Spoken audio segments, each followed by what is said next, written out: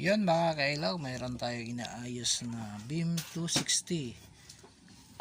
Tingin ko all version po siguro ito, kasi yung paka-design po niya dalawa po ito ayan yung pangalawa.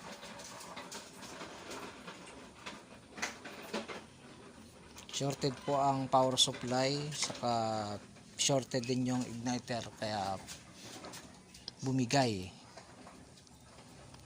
Ito ayaw na gumana, papalitan po natin ng balas, saka isa pa, halos 2 balas ang bumigay po sa kanya.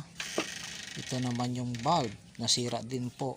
Umiilaw to pero hindi tumutuloy, kaya sira na rin po siya, siguro dahil sa tagal na rin po ng beam na ganito.